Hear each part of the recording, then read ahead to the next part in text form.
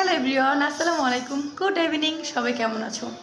দেখো, আমি তো ম্যাক্সিমাম টাইম হচ্ছে সকালতে ব্লগ শুরু করি, মানে সকালে ঘুম থেকে উঠে রান্নাবাড়ি করা, ঘরদোর গোছানো, এইগুলো তোমাদের মধ্যে শেয়ার করি। তো আজকে হচ্ছে আমি বিকেল থেকে ব্লগটা শুরু করলাম।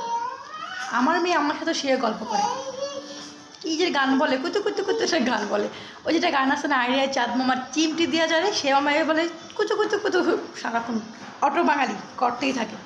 তো যাই হোক, তোমরা স্কিপ না করে দেখে থাকো ভিডিওটা, আশা করি বেশ ভালো লাগবে। আর এখন তো হচ্ছে ভাই গরমের ওয়েদার, মানে গরমের দিন, আমার এখন 12 মাস ঠান্ডা লেগেই থাকবো, কারণ আমার হচ্ছে দেখো তেল তেল, মানে আমার হচ্ছে এক কথা মতো অয়েলি স্কিন, দিতে হচ্ছে খুব পরিমাণে গরম, মানে আমার এই গরমের ঘামে ঠান্ডা লেগেই থাকে 12 মাস।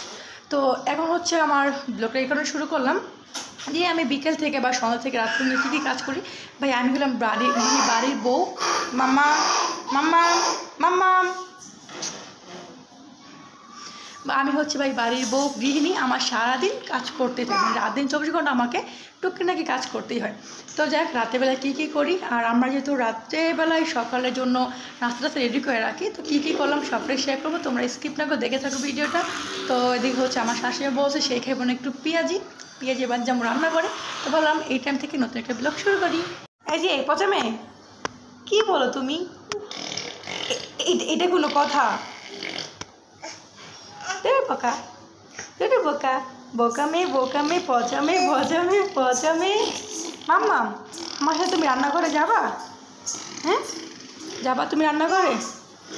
দেখো বাইরে হচ্ছে প্রায় সন্ধ্যার অবস্থা, মানে সন্ধ্যা হয়ে গেছে, আর এদিকে তো তারা বাড়ি কাজ করতেছে।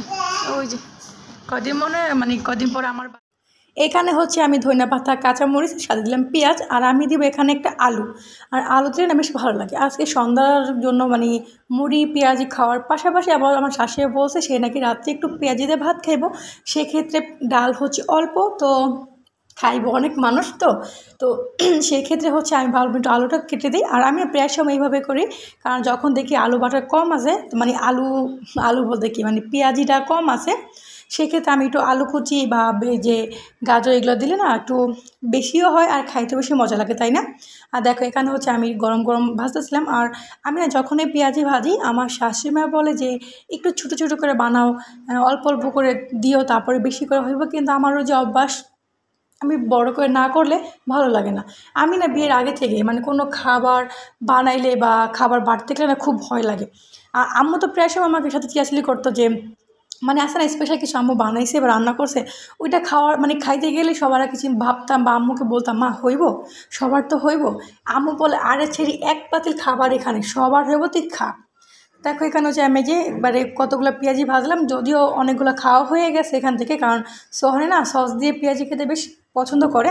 তো এখানে হচ্ছে সন্ধ্যার টিফিনে করলাম মুড়ি, সাথে হচ্ছে গরম গরম পেঁয়াজি, আর আছে তো 1 কাপ গরম গরম চা। তবে সন্ধ্যাবেলা কী হয় জানো, আমরা শাশুড়ি বৌমা একসাথে বসে বসে ওই যে জি বাংলা দেখি, আর সাথে হচ্ছে সারাদিনের গল্প, মানে আমি স্কুলে গেলে কী করলাম, সারাদিনে কী করলাম, কতটুকু মানে যতটুকু প্রয়োজন তার সাথে কথা বলার, সেই কথাগুলো শেয়ার করি। আর আমার শাশুড়ি মা বসে বসে আমার সাথে একটাই আলোচনা করে, সেটা হচ্ছে কোন ভাড়িটা কয় টাকা দিল, বা কার কাছে কত টাকা পাইলাম, কারেন্ট বিল কত আসলো, গ্যাস বিল কত আসলো, মানে কত টাকা ঘর ভাড়া উঠলো, এইসব আলোচনা করে। মানে আম্মাই আমার সাথে সবসময় এইসব আলোচনাই করে। আর তারপর আসলে নাদিয়া সাদিয়া, তো ওদের নিয়ে খেলাম একটু আইসক্রিম।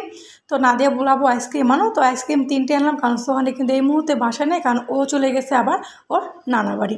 তো রাত্রেবেলা প্রায় এখন 9:30 এই টাইমে হচ্ছে আমার রুটি বানাবো, মানে রাত্রে রুটি বানায় রাখি, কারণ সকালবেলা না এই কাজগুলো করতে পারি না। মানে সকালে উঠে তাড়াতাড়ি মানে আমি ম্যাক্সিমাম টাইমে তোমাদের সাথে আমার সকালের মানে টাইম ব্লগগুলো শেয়ার করি, বাট আমি কিন্তু আর অনেক কাজ করি।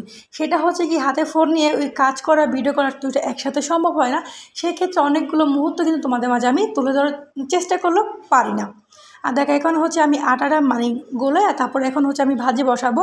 এখানে হচ্ছে পটল, আলু, আর সাথে হচ্ছে পেঁপে, এইগুলো দিয়ে কিন্তু আমাদের মানে খাইতেই হয়।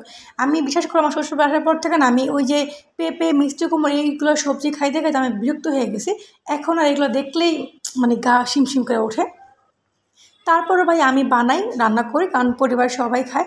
আর এখানে হচ্ছে আমি গরম গরম আটাগুলো মরতেছিলাম। তবে শুধু যে আমি একা কাজ করতেছি তেমনটা না, আমার সাথে বুয়া খালা কাজ করতেছে। মানে এই কাজগুলো হচ্ছে বুয়া খালারই করা, বাট আমি হচ্ছে তাকে একটু সাহায্য করি, কারণ সে বয়স্ক মানুষ, এতটা কাজ করতে তার অনেকটা কষ্ট হয়ে যায়। তো ওইদিকে তো আমার শাশুড়ি বলতেছে তুমি আসো সাবিয়াকে খাওয়াও, কিন্তু না, মানে সাবিয়াকে মিটনে খাওয়ার পর আমি আসা পড়ছি, কারণ খালা একা হাতে অনেকটা কষ্ট হয়েছে তার পক্ষে।